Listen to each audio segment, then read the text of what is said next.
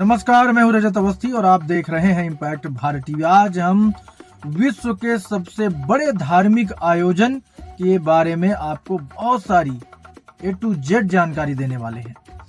भारत के अंदर हम सभी का सौभाग्य है कि भारत के अंदर केवल एक लौता ऐसा देश है, ये भारत, जहां पर विश्व का सबसे बड़ा मीटअप होता है, जहां पर बड़े बड़े साधु संत आते हैं और 144 वर्षों के बाद यहाँ पर महाकुंभ होने जा रहा है। हम बात कर रहे हैं प्रयागराज में होने वाले महाकुंभ के बारे में और ये गर्व की बात है हमारे लिए, क्योंकि हम भारतीय हैं और हमारे लिए बहुत बड़े गर्व की बात है कि विश्व का सबसे बड़ा आयोजन, सबसे बड़ा महाआयोजन इसे बोल सकते हैं धार्मिक दृष्टि से, कि भारत में होता है।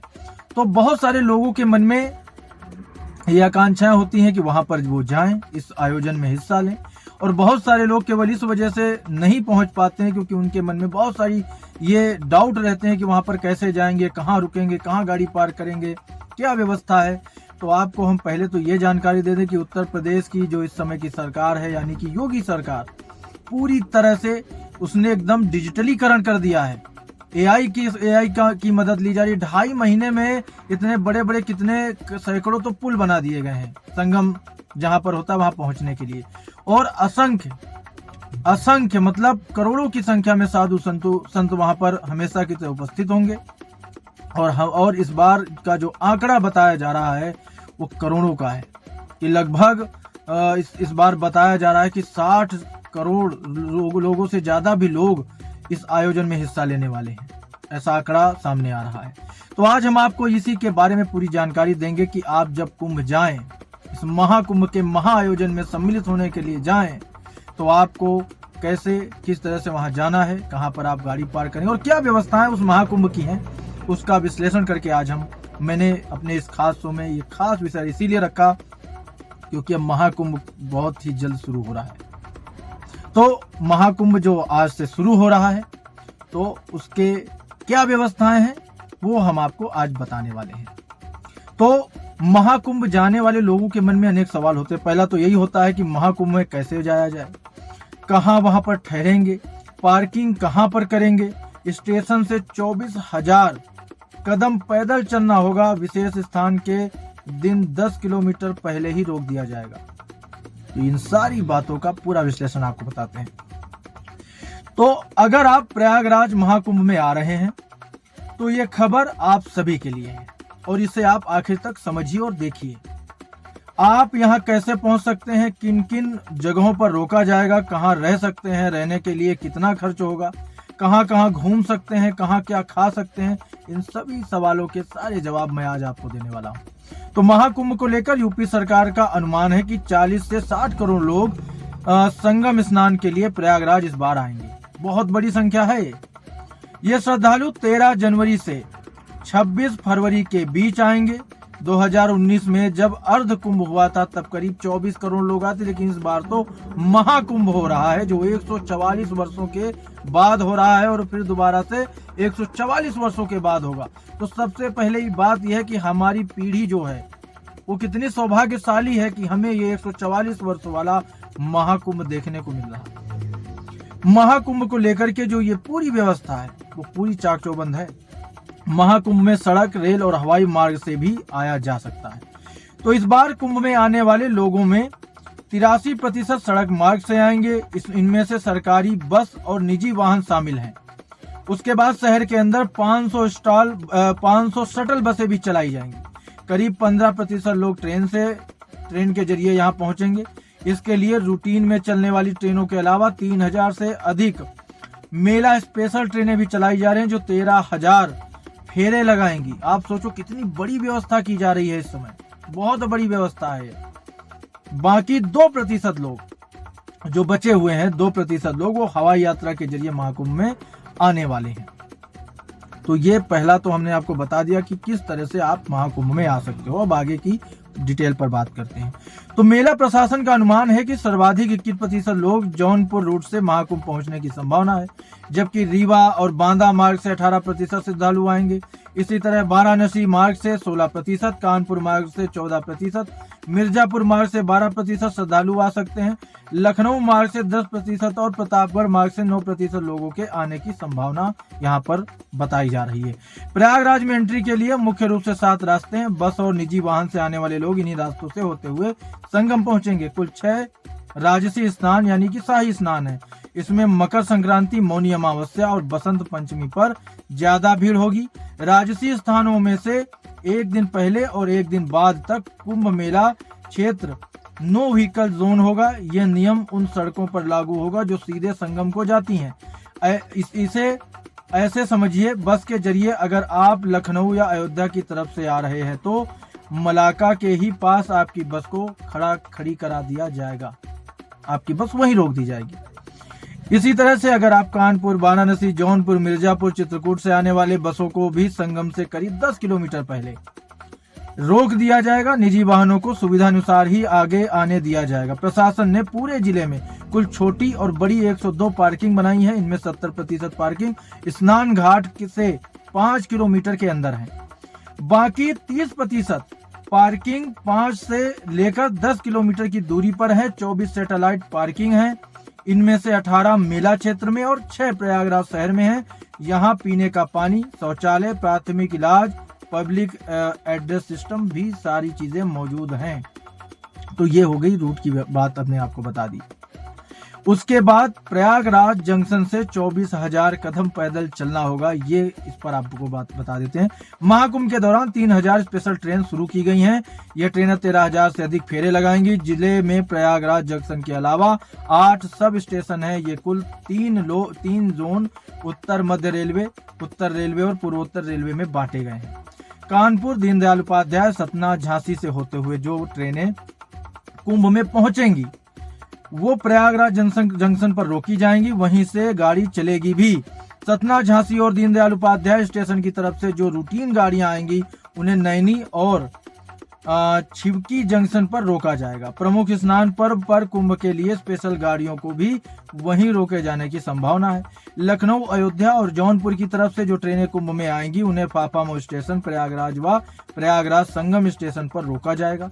जिस दिन प्रमुख स्नान होने होंगे उस दिन प्रयागराज संगम स्टेशन तक ट्रेनों को नहीं जाने दिया जाएगा। कानपुर की तरफ से आने वाली गाड़ियों को सूबेदारगंज स्टेशन पर रोका जाएगा। वाराणसी, गोरखपुर व मऊ की तरफ से जो गाड़ियां कुंभ में आएंगी उन्हें झूसी व रामबाग स्टेशन पर रोका जाएगा।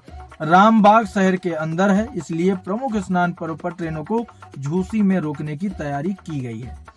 प्रयागराज जंक्शन सहित सभी 9 ट्रेनों पर अंदर आने और बाहर जाने के रास्ते अलग अलग होंगे। जैसे प्रयागराज जंक्शन पर 1 नंबर प्लेटफॉर्म की तरफ से एंट्री होगी।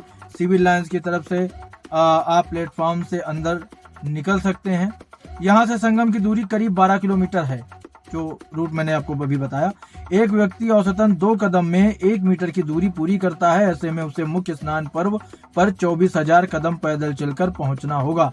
रेलवे ने महाकुंभ के लिए टोल फ्री नंबर 18004199 जारी किया है। एक बार मैं नंबर आपको वापस बता देता हूँ, आप फिर से सुन लीजिए और नोट कर लीजिए। अगर आप कुंभ आने वाले हैं तो महाकुंभ में अगर आप आने वाले हैं तो ये नंबर आपके लिए है 18004199 ये नंबर जारी किया गया है, टोल फ्री नंबर है। किसी भी तरह की पूछताछ आप इस नंबर पर कर सकते हैं, किसी भी समय आप इन पर जो है कर सकते हैं। 25 शहरों से फ्लाइट जो प्रयागराज आएंगी, अब उनके बारे में मैं आपको बता देता हूँ। तो इस वक्त प्रयागराज से 9 शहरों की फ्लाइट सेवा उपलब्ध है। इनमें दिल्ली, मुंबई, लखनऊ, रायपुर, बेंगलुरु, कोलकाता से सीधी फ्लाइट आती है और जाती है।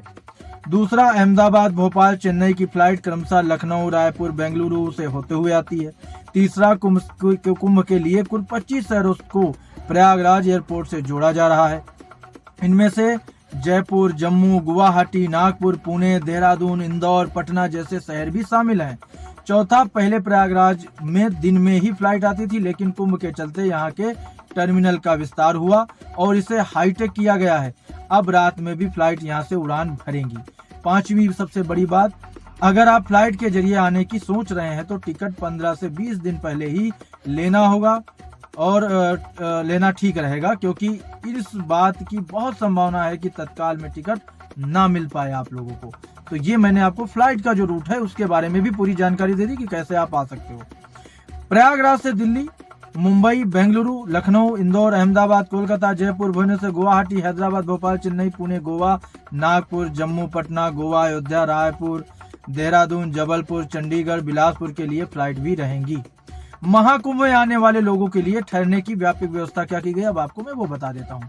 तो मेले में 10 लाख लोगों के रुकने की व्यवस्था की गई है। इनमें फ्री और पेड दोनों तरह की व्यवस्थाएं वहां पर उपलब्ध हैं। जैसे आप लग्जरी व्यवस्था चाहते हैं तो संगम के ही किनारे बस सकते हैं। यहाँ डोम सिटी बसाई जा रही है। इसका किराया प्रतिदिन का 80,000 रुपए से लेकर 1.25 लाख रुपए तक का है। इसके आसपास 2000 कैंप की टेंट सिटी बनाई गई है। यहाँ रहने पर आपको 3,000 से लेकर 30,000 रुपए तक देना होगा। इसके लिए बुकिंग भी पहले ही करानी होगी। पूरे शहर में 42 लग्जरी होटल हैं। सभी की अपनी वेबसाइट है जिसके जरिए आप उनके बारे में जान सकते हैं और बुक कर सकते हैं। इसके अलावा मेला क्षेत्र में 100 आश्रय स्थल हैं। जो 100 मेला जो क्षेत्र है वहां पर 100 आश्रय स्थल भी बनाए गए हैं। हर आश्रय स्थल में 250 बेड हैं। 10,000 से अधिक स्वयंसेवी संस्थाओं ने श्रद्धालुओं के लिए ये व्यवस्था वहां पर लागू की है। मेला क्षेत्र में रुकने का जो भी श्रद्धालुओं का है वो मैंने आपको ये पूरा बता दिया कि पूरे मेला क्षेत्र में सामान्य रेट 1 लाख, सामान्य टेंट 1 लाख, लग्जरी टेंट 2,000, स्वयंसेवी संस्थाओं के टेंट 40,000 और इसके बाद अरेल क्षेत्र में टेंट 2,000। ये आपका झुंडी क्षेत्र में टेंट जो है वो 2,000 है। मेला क्षेत्र में आश्रय स्थली 100, हर में 250 बेड हैं। 100 हैं उनमें हर सभी में 250 बेड वहां पर हैं। 9 रेलवे स्टेशन के आसपास 1 लाख श्रद्धालु भी रुक सकते हैं। 9 रेलवे स्टेशन हैं आपके कुंभ के इर्द गिर्द जो इसमें आपकी मदद करेंगे। उसके बाद आप अगर ट्रेन के जरिए आते हैं और प्रयागराज जंक्शन पर उतरते हैं तो स्टेशन के आसपास 50 होटल हैं, यहाँ ठहर सकते हैं। इसके अलावा स्टेशन के बाहर प्रयागराज नगर निगम ने रैन बसेरा भी बनाया है। उसमें ठंड से बचाव की सारी व्यवस्थाएं की गई हैं। संगम के आसपास कुल 3,000 बेड के रैन बसेरा बनाए गए हैं। पूरे जिले में कुल 204 गेस्ट हाउस हैं। 90 धर्मशाला हैं। कुंभ के दौरान सभी में ठहरने की व्यवस्था होगी।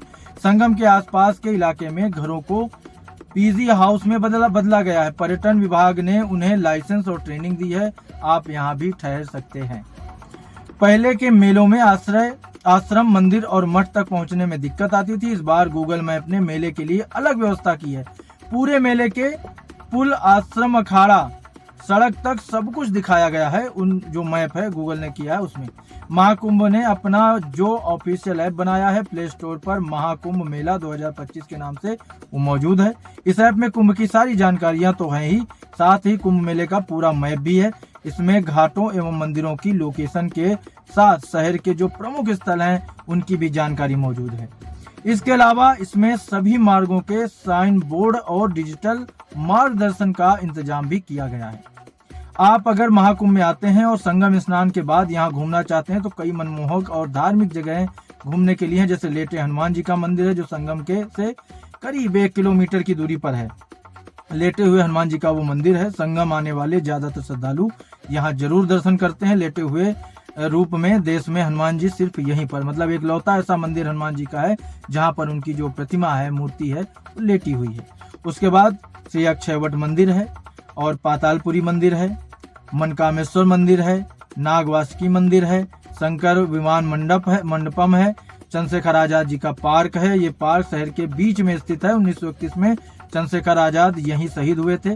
पहले इसका नाम अल्फ्रेड पार्क था, लेकिन अब ये चंद्रशेखर जी के नाम से हो गया है। इसी पार्क में विक्टोरिया स्मारक, इलाहाबाद संग्रहालय और प्रयाग संगीत समिति भी मौजूद है। उसके बाद आप स्वराज भवन जा सकते हैं, खुसरो बाग भी देख सकते हैं, निषाद राज पार्क भी घूम सकते हैं। प्रयागराज में खाने के लिए क्या क्या स्पेशल है ये बता देते हैं आपको, क्योंकि जब कहीं कोई जाता है तो ये एक बड़ा क्वेश्चन होता है कि भाई खाने की व्यवस्था कैसे अरेंजमेंट होगा। तो महाकुंभ में खाने के लिए बहुत सारी दुकानें लगाई गई हैं, लेकिन अगर आप क्वालिटी और मशहूर चीजें खाना चाहते हैं तो प्रयागराज में चख सकते हैं। यहाँ आपको सुबह सुबह कचौड़ी, सब्जी, दही, जलेबी भी मिलेगी। इसके अलावा बहुत सारी ऐसी चीजें हैं, आप वहाँ पर जब विजिट करेंगे तो आपको मिल जाएंगी।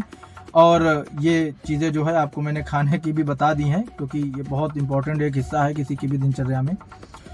अब आपको हम बता देते हैं कि अगर आप कुंभ में आते हो तो आपको क्या नहीं करना चाहिए। ये बहुत इंपॉर्टेंट सेक्शन है जो मैं आपको बता रहा हूँ, क्योंकि ये कोई चैनल आपको बताएगा नहीं। ट्रैफिक कंट्रोल के लिए यहाँ जगह जगह बैरिकेड्स लगाए गए हैं। पुलिसकर्मी आपकी सुरक्षा में ही लगे हैं, इसलिए पुलिस से बिना बहस किए उनकी बात माने। दूसरा, स्नान करते वक्त पानी में बैरिकेड्स के रूप में जो जेटी लगाई जाती है, आप उसके आगे जाने की कोशिश ना करें, क्योंकि गहराई होने की वजह से आपकी जान को खतरा हो सकता है। जल्दबाजी में दौड़कर या फिर किसी को धक्का देकर आगे बढ़ने की कोशिश ना करें। भगदड़ की स्थिति में जान जाने का खतरा तो है ही, और बहुत सारे लोग कई बार भगदड़ में बहुत घायल हो गए हैं। तो ये सावधानी सबसे बड़ा एक पॉइंट बड़ा इंपॉर्टेंट है। चौथा, प्लास्टिक का प्रयोग ना करें और चिप्स, पानी की खाली बोतल इधर उधर ना फेंके। वहां पर डस्टबिन वगैरह होंगे, आप उनका उपयोग कर सकते हैं। साफ स्वच्छ अगर आप उस भूमि को रखेंगे तो वो हमारे देश की शोभा बढ़ाएगा, क्योंकि विश्व से बहुत दूर दूर से, विश्व भर से लोग वहां पर आने वाले हैं। और ये हमारी जिम्मेदारी है कि अगर कोई हमारी संस्कृति के लिए यहाँ आ रहा है, उसे देखने, उसका अनुभव करने, तो हम उसे एक स्वच्छ साफ वातावरण दें। कुंभ क्षेत्र में साफ सफाई का ख्याल रखें। खुले में शौच बिल्कुल भी ना करें। वहाँ व्यवस्थाएं हैं, आप उनका पता करें और थोड़ा ध्यान रखें।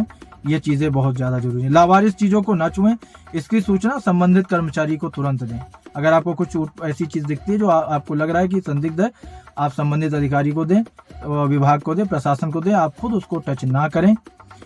सातवां, संगम में पुण्य अर्जन के लिए दान करें, दान लेने से बचें।